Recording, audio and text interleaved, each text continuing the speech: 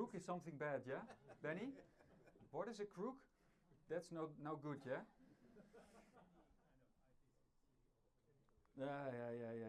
So, Marcel Crok from the Netherlands. And yeah, I studied chemistry, and after that I became a science journalist. So that was the reason that this morning I raised my hand.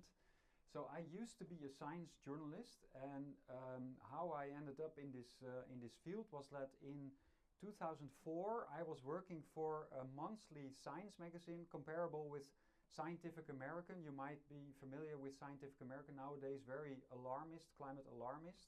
Yeah, so a monthly magazine, but we had a similar one in Holland. And my editor-in-chief said, Marcel, there is something going on with a hockey stick, and please look into this.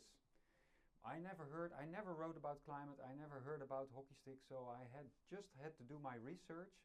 I quickly found that two Canadians, McIntyre and McKittrick, were already mentioned also in the talk before. Two Canadians had critique on the hockey stick, but the problem was, for me as a journalist, that their critique, they tried to publish the critique in Nature, because the original hockey stick by Michael Mann in 1998 was published in Nature. So McIntyre and McKittrick tried to publish in Nature, but Nature rejected the paper. And as a journalist, I don't know, Anders, how this is in Sweden, but as a journalist, you have to rely on peer-reviewed papers, yeah, because this is like how science works. And so after 1 month, I went back. So I worked for 1 month on this article, but I went back to my editor-in-chief. I said, I'm afraid I don't have a story, because the interesting story, the conflict is the interesting story, is about McIntyre and McKittrick, but unfortunately their paper was rejected, so I cannot rely on it. So we had a problem, because they had to pay my salary for 1 month and I didn't have a story. But then I said, there is a guy in Germany, a professor, Hans von Storch, some of you will know him, and he also was critical about the hockey stick, and he published it in Science. And my best buddy, my best friend from high school and also from university, was doing a PhD in Hamburg, and Hans von Storch was also in Hamburg. So I said to my editor-in-chief, please let me go to Hamburg and I will talk to this guy. And that's our last chance. So I went to Hans von Storch and I asked him the same question. What about McIntyre and McKittrick? And he told me, their Nature paper should have been published. Wow. Okay, so he is taking them serious. Later I heard that a colleague of Hans von Storch, Eduardo Zorita, he's still there in Hamburg, he was actually the reviewer of the Nature paper, and he said, oh, this is an excellent paper, please go ahead, publish. But then Nature invited new editors or new reviewers, probably friends of Michael Mann, and they rejected the paper. So Hans von Storch and Eduardo Zorita were a bit annoyed about what Nature was doing, the games they were playing. So, but he put me on the right track. So I went back and I said to my editor-in-chief, I need another month, but I promise you I will have a story. So I contacted Ross McKittrick, and Ross told me, no, you have to call McIntyre because he did all the work. So I had a phone call with McIntyre. I was in Amsterdam, McIntyre was in Toronto. We talked for 3 hours on the phone, because I was the first journalist, more or less, in the world who wanted to listen to the guy who had worked on this for 2 years. He simply tried to reproduce, yeah, based on the data that he got from Michael Mann himself, and based on the method that was described, and you knew all about principal component analysis. So the question was, how did they make this hockey stick with the data and with the method? McIntyre and McKittrick couldn't reproduce it. They didn't understand what was going on. Now, in the end, they were able to publish their critique in Geophysical Research Letters. And I asked them, okay, I want to make a big story about this, but then please can you give me the scoop? You know? And they said, yeah, sure, you're the only journalist who is interested in this, so you can have the scoop. So with my first article on climate, I had like a Dutch scoop. I actually won an award with the article. I was surprised. I won an award, 10,000 euros, for this article. I published it in February 2005, so it's almost 20 years ago now. But we also published this article in the Canadian newspaper, the Financial Post, which is a very solid newspaper. And so this is interesting because Michael Mann was able to read my article at the same day as it appeared in Holland and in Canada. And this became interesting because a guy from KNMI, our climate institute is called KNMI, and he was quoted in my article because I sent the article to him. I said, we want to have, in Holland, we always want to have the reaction from the KNMI. I want to have your reaction. And the guy from KNMI said, oh, wow, this is a serious issue. We are going to discuss this in Beijing during our next IPCC meeting. And I said, oh, okay, it's a bit weak quote, but anyway, if this is what you want to say, okay, let's go to print. But when the article came out, KNMI started attacking me right away that I misquoted them. Misquoted them? But the quote is almost meaningless, you know. You say you were going to discuss it. Yeah, you should. This is science. You should discuss this critique. How did it end up in the IPCC report in the first place? Why did nobody check it ever, you know? Why we had two outsiders, McIntyre and McKittrick were two outsiders. Why do we need two outsiders to check all your work? You should check it yourself, yeah? So many questions, so you should discuss it. Later, so what's the morale of this story is that immediately I won a prize, but immediately I was attacked. I was attacked in Holland, not by Greenpeace. We didn't have Extinction Rebellion yet, but not by the environmental movement. No, I was attacked by the climate establishment, by our mainstream climate institute, and they didn't have anything to say against my work, but it was only that I misquoted them. And later, when ClimateGate came, because what very few people realize is that ClimateGate emails, for 95%, they deal with the hockey stick. It's not about the models or the solar or the whatever. And 95% of the ClimateGate emails are dealing with the hockey stick, and McIntyre is the one most often mentioned, the skeptic most often mentioned in the ClimateGate emails. And then it turned out that there is one ClimateGate email about my article. They're talking about that Dutch magazine. So that was my article. And then, now we understand what happened, because Michael Mann to Phil Jones is saying IPCC is not going to discuss this in Beijing. So what happened is that the guy from KNMI, who is like a lower in the rank scientist, he was immediately attacked by Michael Mann and Phil Jones. What the fuck are you saying? Of course we are not going to discuss this in Beijing. And he thought, how can I save my IPCC career? Oh, I will blame the journalist for that he misquoted me, you know. But this is in itself, it's a silly example, yeah. It's a silly example, but it shows how far they will go, yeah. He was really like making me like the bad journalist who didn't do his job, who misquoted him, etc. While I was working 2 months full time on this single article, yeah. And so that was a very long introduction, but I hope it was fun. Do we have to win the climate war in the courts? I will get back to this question, I promise, of course. But I just, because you don't know me, probably you don't know Clintel, so I just wanted to say a little bit about Clintel and about the projects that we are working on, that we have finished. This book was already mentioned by Carl Ever as well. Last year we published this book. I have a few copies left. Please buy them at 3 o'clock because they're heavy, and otherwise I have to bring them back to Holland. Anyway, we analyzed the latest IPCC report with 10 people. Ross McKittrick was part of them, Frits Varenhol, Scafetta. So we had a very interesting group. One problem with our group, they were all men, and I'm by far the youngest. So this is no good. IPCC would never allow this, you know. This is not inclusive. There were no women.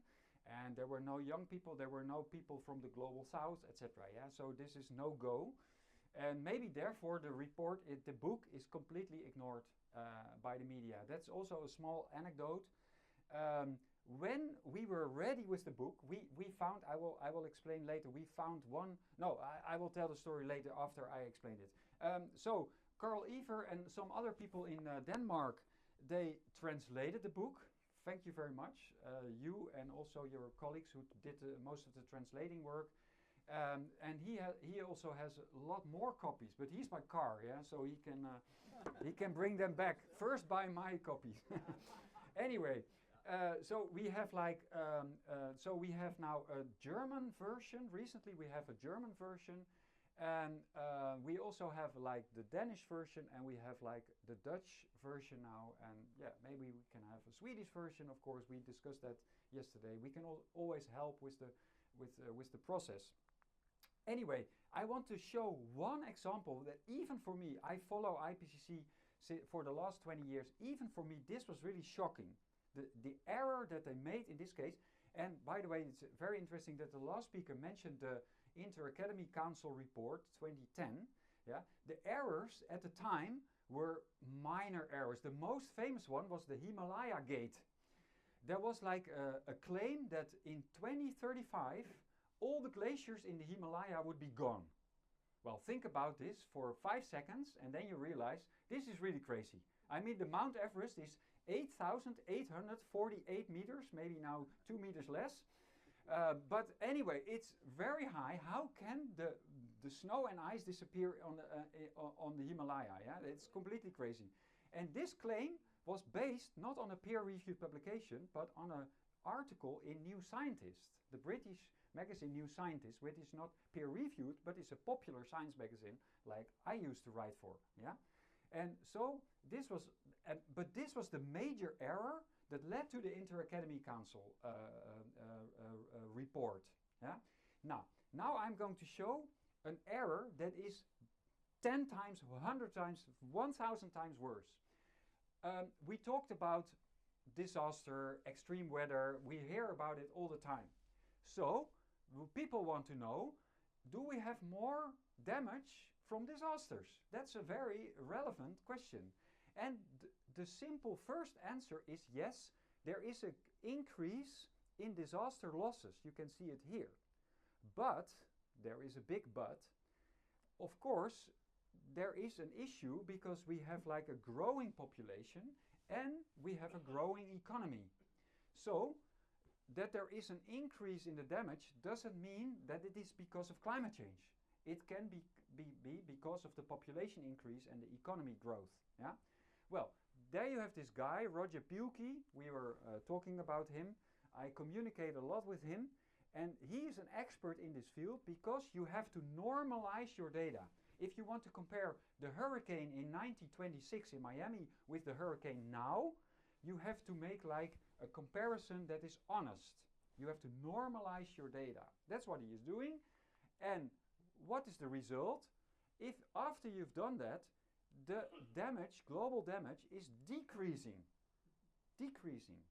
And this is probably partly because, like Carl Iver yesterday said, we become more prosperous, and if we become more prosperous, we take more care of our properties. So we take measurements to reduce the damage. Well, okay, this is a very important picture. This was from a peer-reviewed publication, but of course, and then what we check in the book, do they mention the paper? Do they mention the paper? Well, in this case, they ignore the paper. So that's already bad, and they didn't show the graph, of course, but it becomes worse.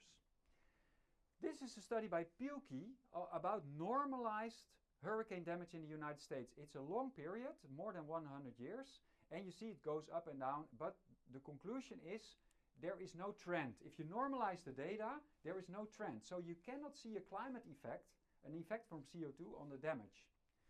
Then there is, and this paper was cited 1,216 times. Well, scientists here in the room, that's a lot. If your paper is cited 1,200 times, that's really a lot. Yeah. Then there is this more recent paper by Grinstead, 2019, so IPCC was already working on the report. It's only cited by 25 people, 25 other scientists, and it shows an upward trend in the same normalized US hurricane damage, normalized hurricane damage. They cannot both be true. This is looking at exactly the same data. Yeah? And there are 6 or 7 studies all looking at this aspect. And all the other studies have the same result as this one, that there is no trend after normalizing the data. So in the book we explain that this paper actually is flawed. It's flawed. Yeah? And now it become even worse because what happens is that Pielke wrote what they call a review article. A review article, you summarize all the literature in a certain field. And he thought, IPCC is working on the report, let's do already the work for them. So he summarized all the literature about normalized damage, not only because of hurricanes, but also because of flooding and forest fires and all kinds of regions in the world, etc.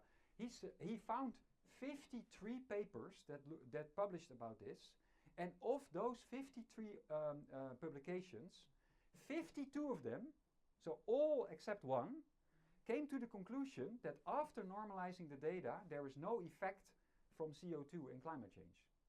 So the result of the IPCC, the claim of the IPCC should have been, after normalizing the data, no effect on disaster losses from CO2. But what they did, they ignored all 53 papers and they only mentioned this one. And this is really, even to me, I've seen a lot of crazy stuff in the IPCC report. This is completely crazy. So, and this is far worse than Himalaya Gate, you know. This is really consequential because this is one of the key items that they should look at. So, okay, so then, now comes my anecdote. So we concluded, so this is, it highlighted just one flawed study. And then we said, okay, now we need a press release because we have the book, we have a very important press release. And the headline, I thought long about this headline. Thorough analysis by Clintel shows serious errors in the latest IPCC report. This is a serious error that they made. This is really serious.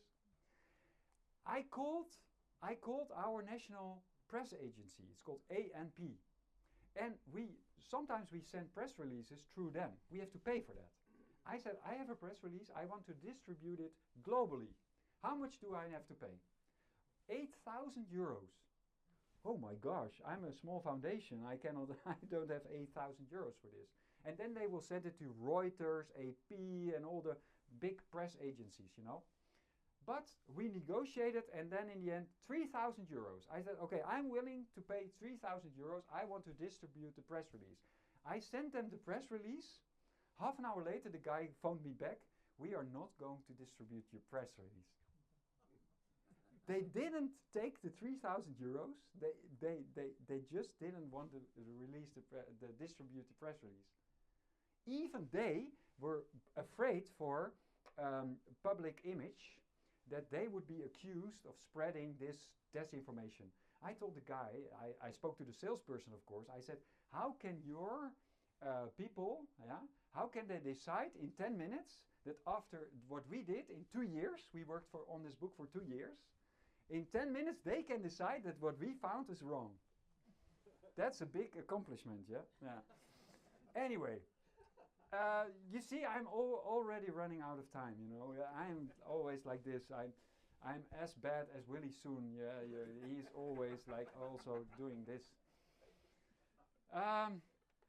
Okay, another project of us is the World Climate Declaration. My co-founder Guus Berghout started with this. I was very skeptical about it. Another declaration, you know, we have so many of this, it's so boring, etc.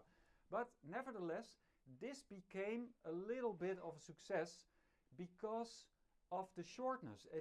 Our declaration is only 1 page, and it is very understandable for even lay people. Yeah? It's very simple. Even journalists can read it. And so they can start attacking it. But by attacking it, it gets some attention. So that's part of the success. And we have now 1950 signatories, and they will attack us. So because some of them are pilots, because the pilots, they fly at 10 kilometers for sometimes 30, 40 years. They say, I didn't see any change over there, you know, in the temperature and stuff like that. So I'm very skeptical about this whole issue. Anyway, they attack us. But last year we had this John Clauser, who is the Nobel Prize winner in physics in 2022, and he decided to also sign the declaration. And we noticed that this is really important, that people with their status, that they join our community, because this gives a lot of attention. We had hundreds of new signees after he joined. Immediately after that, he was cancelled. He would give a talk at the IMF, International Monetary Fund, and this talk was cancelled because he was openly in the press that he was skeptic about climate change. Yeah? And even then, a guy winning the Nobel Prize, cancelled, no problem at all. We played a minor role in Climate the Movie. Who has seen Climate the Movie? Most of you. Yeah. So we organized the premiere. There was a world premiere in London. Yeah, Benny, you were there, I suppose, because the filmmaker is British. And here you have Tom Nelson. He has a climate podcast in the US. He financed the movie. People ask, Climate the Movie is probably paid by the oil industry. No, it was just this guy who did well in the IT business, I think. Yeah, so he has some money. And he decided that Martin Durkin, who made also the great global warming swindle back in 2007, a long time ago, so he told Martin Durkin, you should make another movie and I'm willing to pay for it. Yeah. So they did, and we organized the premiere in the Netherlands, and to our surprise, 600 people showed up. 600 people. We never organized something with so many people in the room. Yeah. And you see even women and younger people and stuff like that, you know, it's completely amazing. So that was a big surprise. And then Tom Nelson asked Clintel to take over the website of the movie, and we did, with our network of volunteers, we did a lot of subtitles. So there is one with Swedish subtitles, as you can see here. Yeah, a climate presentation in Sweden without Greta is impossible, of course. Yeah, at least she should be once in the presentation. I think I have her twice, by the way. Anyway, so you can go to our YouTube channel, Clintel Foundation. It's hard to find because there is shadow banning. So you really have to look for Clintel or Clintel Foundation to find our YouTube channel. Otherwise, if you just Google and then try to find it, you find all the websites that attack the movie. That you will find, but not the movie itself. Yeah. So those are the things that we do. Then we started organizing screenings of the movie in the Netherlands, other screenings. We wanted to do one screening in Maastricht, very famous city, of course, also from the European Union. In this beautiful cinema, we had a contract with them. We had to pay 1,000 euros to rent the room. And then they found out that the movie was like skeptical, and they cancelled. And I will get back to this because this has a very funny history with relating to the climate court cases. But I will not tell it yet. Then we tried another one. It's also in the south of the Netherlands. We were also cancelled there. And this is still going on because there, the mayor of the city, she cancelled the movie. And there is now discussion because in Holland we had this guy. He is a hypnotist. Do you say that, Benny? Hypnotist? He's a hypnotist, so he's hypnotizing people, yeah. And he organized big shows. And there was one time there was like a community, like a city, and they blocked the event. So they forbid that this guy could organize the event in their town. And that became a court case that went all the way up to the Supreme Court. And in the Supreme Court, this guy won. Because the government, the local government, according to the Supreme Court, was not allowed to forbid the show on the content. Yeah? They could forbid maybe for other reasons, but not on the content, because it was conflicting with the free speech. And this is exactly what the mayor did in Brunson. And so this is because she blocked it, because she said people could think that we endorsed this movie.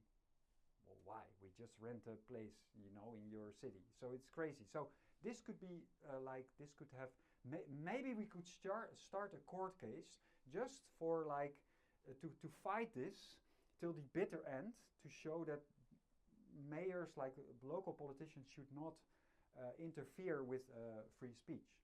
So anyway, and this is upcoming is embargo. Yeah, so don't spread this news yet. Embargo. We will publish on Thursday. We will publish this report. It's a book, 120 pages, by this lady, investigative reporter from Holland, and the title is "The Windmill Drama." The Windmill Drama. And you might think that this is like Photoshop. You know, this is Photoshop, because here are houses, people are living here, and here are like crazy windmills. But this is real. This is real. This is already now in Holland. This is how Holland looks like some places. Yeah.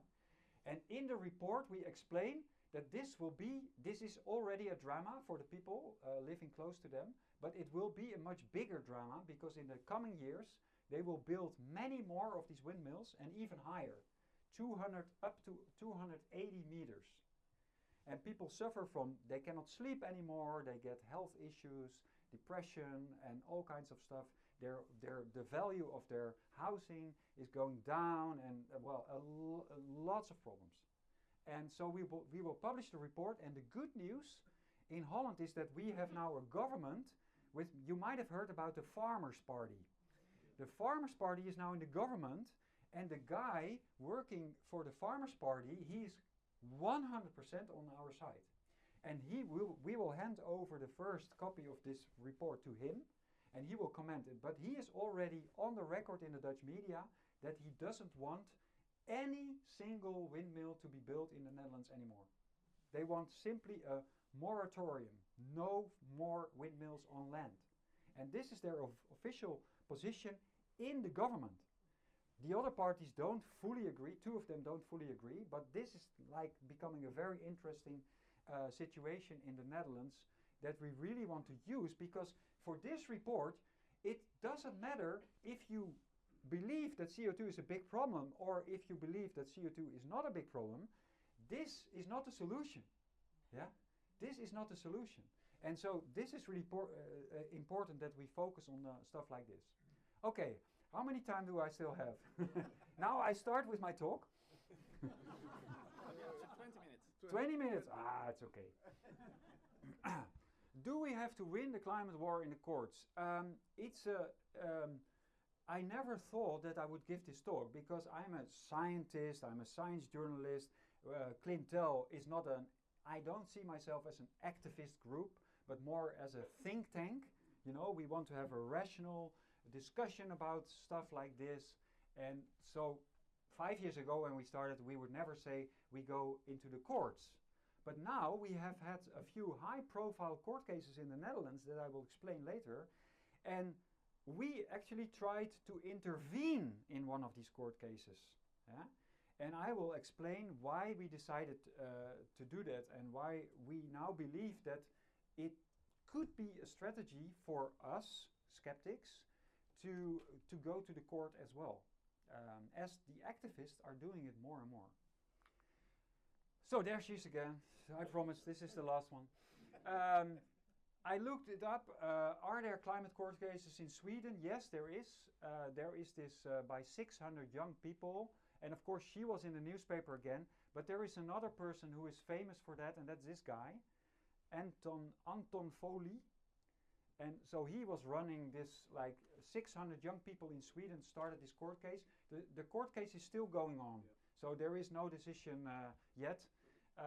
I could find this out, by the way, with the help of AI.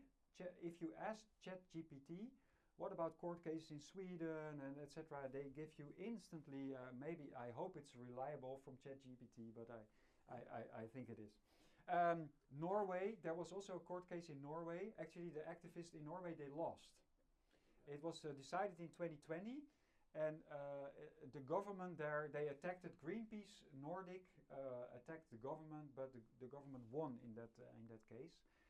Some other cases, the Klimaseniorinnen in Schweiz, yeah, there's the grandmothers from Switzerland. They went to the European courts of human rights, and they won an historic victory. Yeah, and so this is really important court case because they won at the European Courts of Human Rights. I will get back to that issue. And then the parliament had to discuss it, and they defied them.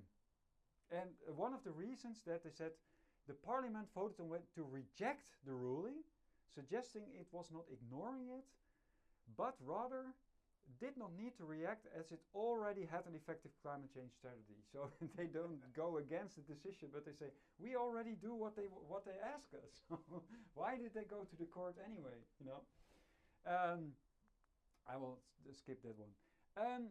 So court case. There are many court cases going on.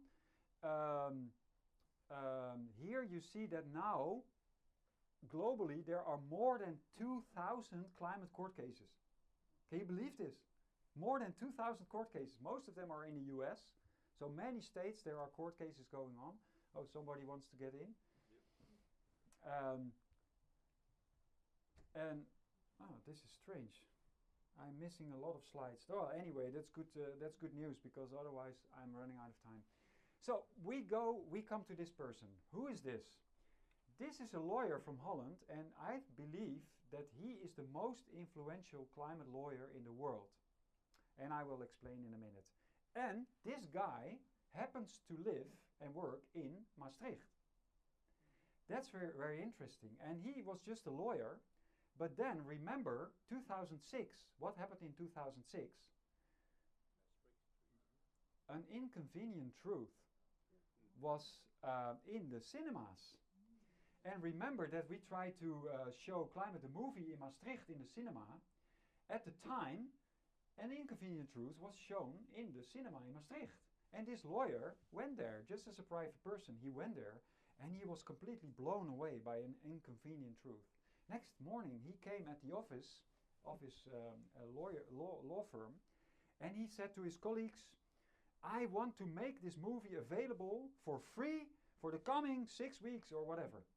And so the company paid, and so in Maastricht for a couple of weeks you could see An Inconvenient Truth for free in the cinema, and this guy and his law firm paid for that.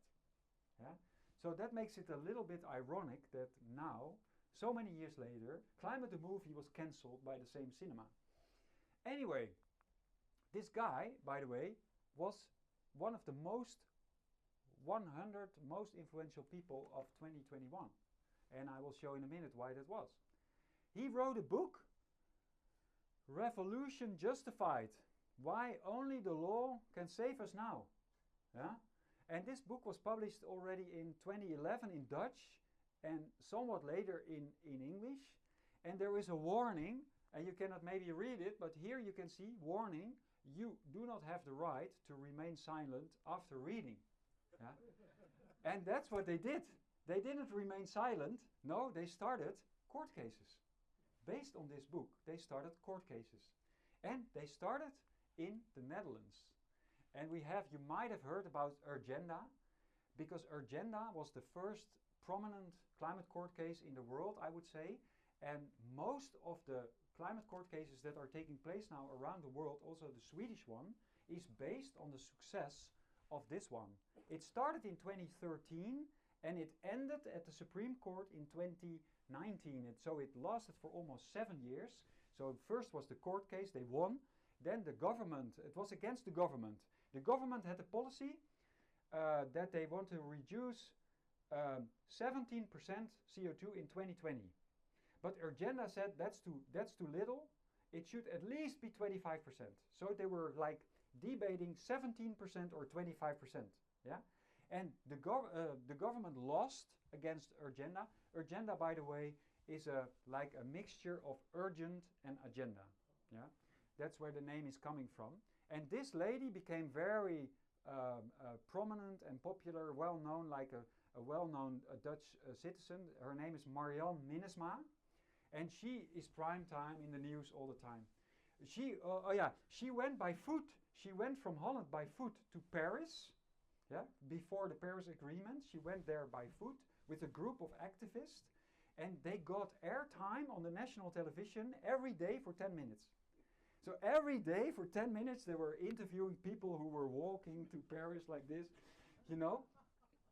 10 minutes airtime. I never had 1 minute airtime. Well, I had, but I was attacked during airtime, yeah. That was my airtime. I was attacked on national television. So this is like a very influential group. And when they won at the Supreme Court, they say, let's lock in this victory and change our world for good. Well, for bad maybe, but that's what they tweeted after they won this. And most of the climate court cases around the world are now based on the success of the Urgenda case. And Al Gore, now we are back, the circle is round, because Roger Cox, his name Roger Cox, the lawyer, he became interested in climate because of Al Gore. And 20 years later, when he became like the Time 100 most influential people, Al Gore wrote an article about this guy, you know. And he said, it may go down in history as a turning point toward accountability for the fossil fuel industry. And that had to do with, here, Roger Cox helped to set an even more significant precedent, winning a David versus Goliath, Anders, there we go, yeah, a David versus Goliath legal battle against Royal Dutch Shell that requested it to reduce emissions 45% by 2030. This is now a follow-up case. So after Urgenda, Roger Cox decided with Friends of the Earth in the Netherlands, to attack Shell. Yeah? And they also won this court case. So now we have the Urgenda case and the Friends of the Earth against Shell case. And this case is even more bizarre because the Dutch judge ordered Shell to reduce emission by 45% in 2030, not only in their own company. I was there actually because we wanted to intervene. I had a meeting with them. I was allowed to park in their garage in their Shell International building, and I felt so ashamed because I have an old Skoda. And I went into the garage of Shell, and all the cars there were electric. All. I forgot to take a picture. It's so stupid. I forgot to take a picture. All the cars.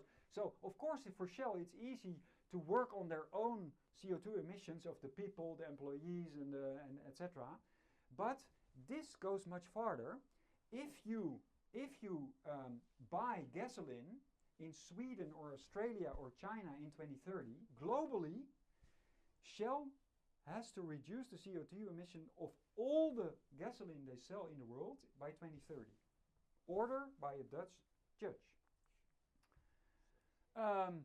Okay, here, this were other, I wanted to show that there are now many other court cases around the world, often started by young people, yeah? This is the strategy. They always, Greta is not alone, yeah? Greta is just like the most famous symbol that we had in the past years. She's now gone to the Palestinian conflict, you know. But before she was like the most visible one. But in the US, we had young people. The case is called Juliana against the state. We have in Ireland, we had a court case. They won. There is a farmer and a lawyer from Pakistan. He won against Pakistan. So it's not only in the Western bubble. They also do it in other cultures. The French have had their case. They also won. In Germany, you have this case, Louisa Neubauer.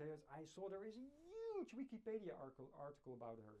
So she is really like gets lots of attention. And there is this one, the 6 Portuguese youth take 32 nations to the European Court of Climate Change. Actually, they lost. They lost this year. Nobody heard about it. But they lost this year because normally if you go to the European Court of Human Rights, you first have to try everything in your own country before you can go to the European courts. But they didn't do it. They simply quit. So they simply stepped over this process because they said to the European Court, this is so urgent. We don't have time to go to our national court first. We go immediately to you because you have to save the planet. And this is what they are doing all the time. This is, oh yeah, I asked ChatGPT about this, and they said these cases that I just showed underscore Urgenda's global influence, encouraging courts worldwide to hold governments and companies accountable for their contributions to climate change. This is all based on the Urgenda case that we had in the Netherlands. So, what was it about? What was their innovation? Well, here you have it. Governments, they say, more or less to the judge, governments are unable to solve the climate crisis because of short-term economic interest and the prisoner's dilemma. The prisoner's dilemma is that Holland can say, yeah, we are only small, we will wait for China.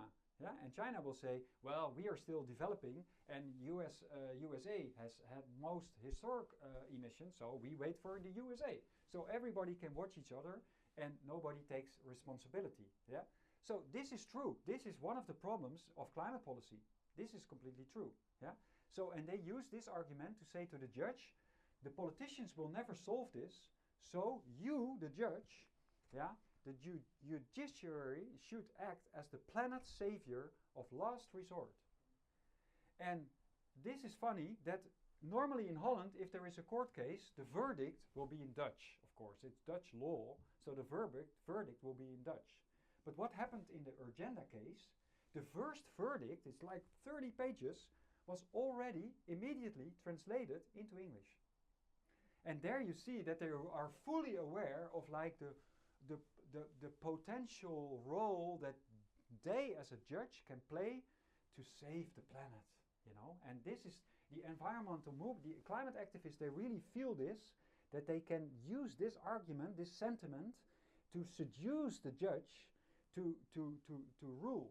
Because our view is that the judge should all discard these court cases. They should say, no, we are not the right place to make a decision, because climate policy is very complex and belongs to the politics. This is the trias politica, the separation of power. You have the politics and you have the law. And you have to separate those powers. And now what happens is that the activists, they realize that the politics is complex, is complicated, so we use the judge to force society to more ambitious climate policy. So, we go back to Maastricht and we go back to 1961, because what did Urgenda do in the first case? We have a very famous court case also in the Netherlands, and it has to do with a cellar hatch. Here you see a cellar hatch, and it's open. And what happened in this pub, this was a pub in 1961, this was a pub, and there was a person, he came from Maastricht. This is completely coincidence, but this guy came from Maastricht, and he entered the pub to drink something with his wife and some friends, and then he wanted to go to the toilet. But what happened was that Coca-Cola was bringing like new drinks, and the drinks had to be down in the cellar, And the guy from Coca-Cola was lazy. He didn't want to open the hatch and then close it again when he went out for the new bottles, So he left it open, and the owner of the pub was also like, why do we need like a lamp in the hallway? So it was dark in the hallway, and the cellar hatch was open. So what happens? The guy from Maastricht falls in the cellar, And he, of course, was very angry. He broke several bones, and he went to court. And this court case also went up all the way to the Supreme Court. And the Supreme Court eventually said that the guy from Maastricht was right, and that the pub owner should have taken more precautionary measures. And so this became very well-known tort law in the Netherlands. And Urgenda, Roger Cox, used this case for the climate. So what he's saying is that the emission of CO2 is like leaving a cellar hatch open. This is the comparison that they make. And the judge said, oh, this is very convincing. This is very convincing. So in the first court case, the judge acknowledged this argument, yeah, and Urgenda won the court case with this argument. But then they started realizing, probably in the appeal phase, because the government went into appeal, in the appeal phase they started realizing that maybe after all it will be a weak argument, because look at this case. What is the downside for the pub owner to avoid this kind of disaster? Yeah. The only thing is that it's a little bit more work, because you have to open and close the cellar hatch, and you have to install a lamp, a light, yeah, in the hallway. And then the problem is fixed. So the downside is very minor. And the government, not of course attacking the CO2 religion, but the government could say, yeah, in this case, the downside, the cost for the pub owner is very small. But in the case of CO2, it's so difficult, it's so costly to reduce the CO2, and the energy that we use, the fossil fuels that we use, are so beneficial for the society. So if you weigh the cost and the benefits, then it doesn't apply. Yeah? And so Roger Cox, the lawyer, was afraid that in the appeal phase they would start to lose these court cases. So they dropped this argument, and then they came up with okay, Lucas Bergkamp, I will install him for a moment. I will immediately go to the next argument that they then used. So they went on and came up with the idea of using human rights. Human rights. What have human rights to do with CO2, you would say? Well, you have the European Convention on Human Rights, and there are two articles that are relevant. There is Article 2, that we have all a right to life. Yes, agree. I totally agree. And Article 8 is the right to respect for private and family life. And now comes the trick. Yeah, IPCC loves the word trick. This is the big trick. So they now make the point, believe it or not, completely crazy point, that emitting CO2 is a contradiction, or how do you say, is contradicting the right to life. And also the right to respect for private and family life. Of course, nowhere in the European Convention the word climate or climate change is mentioned. It's never mentioned. But the Dutch judge allowed this. So they now extended these two human rights, they extended it to climate change. So now suddenly anybody who is emitting CO2 is like a danger for these human rights. So there is now a human right for a safe climate, you know, and they even want to change, like this international conventions, they want to change the language. They also work on ecocide. Have you heard that? Ecocide, they want to make it like that you can be punished in the international court in The Hague, that you can be punished for ecocide. And that sounds, if you look at the terminology of ecocide, yeah, you have genocide, now you have ecocide. You say, how many minutes? 4? Okay, well, it's okay. Now you have ecocide. Ecocide, of course, if you kill animals on purpose, people should be punished for that. Yeah, but ecocide will be used for people who emit CO2, like the CEO of Shell. If they have ecocide in the international law for the international court in The Hague, then suddenly the climate activists can accuse the CEO of Shell or other oil companies of ecocide, and they have to be charged. They will be charged in the International Court of Justice in the Hague. Yeah, this is where it's going, and so ultimately in the Supreme Court, the Dutch judge allowed this argument, and Urgenda won the case. And now all the other cases, like the Swedish case, is based on this argument, that there is a right to a safe climate. And now we have Lucas Bergkamp. He is a lawyer, a Dutch lawyer. He became a good friend. Katinka is his wife, by the way. She's also a lawyer. She studied law. And Lucas Bergkamp has written many papers on climate court cases. And he actually, so he is more or less I would say this is the battle between Roger Cox on the one hand and Lucas Bergkamp on the other hand. I would really love to see them in a direct battle, in a direct debate. That would be really interesting. Yeah, and that's what we try to do a little bit because, as I told you, and oh yeah, here the human right to a safe climate, putting democracy under judicial guardianship. Yeah, it means that the climate activists probably don't realize this, or maybe they realize it but they don't care. Yeah, that by following this road, that we are actually losing democracy. You know, the trias politica is like kicking out of the window. You know, they throw it out of the window. Yeah, and Lucas has written lots of interesting papers. If the European Court, this is about this Portuguese case, finds that there is a human right to a safe climate, its adverse ruling would place 33 European states under judicial guardianship while destroying the European economy. This is at stake, you know.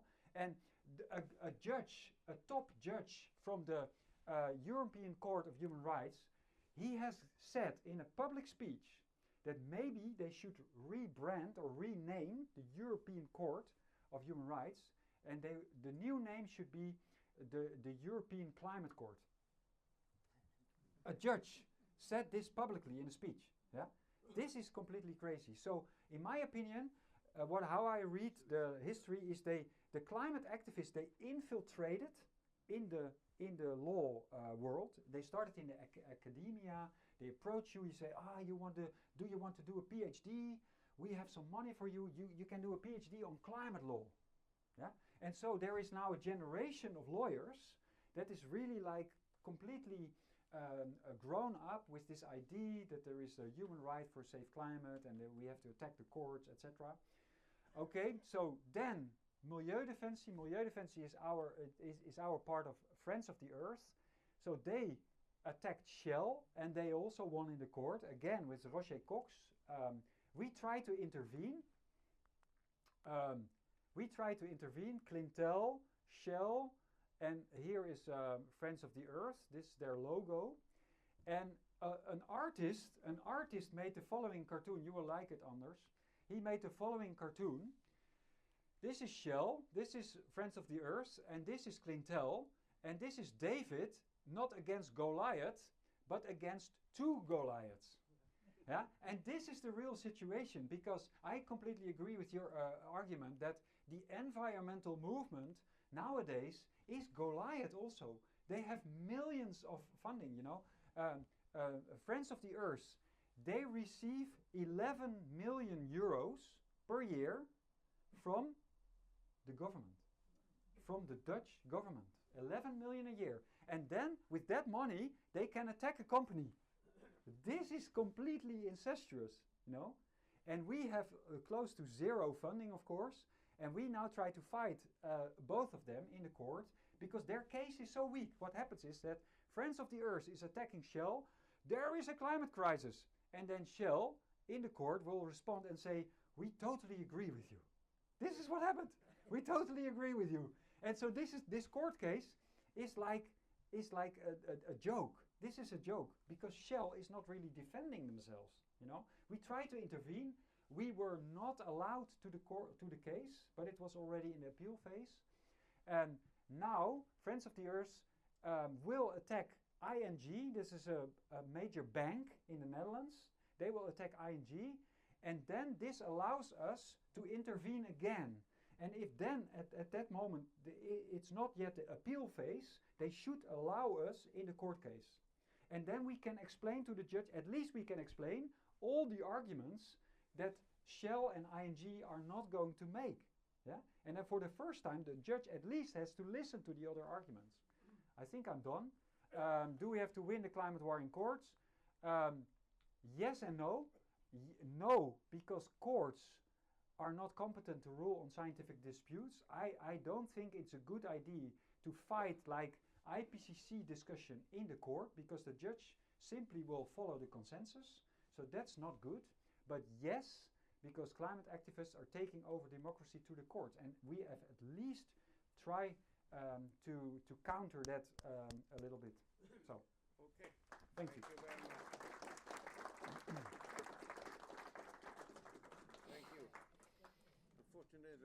have run out of time. Yeah, so this is the way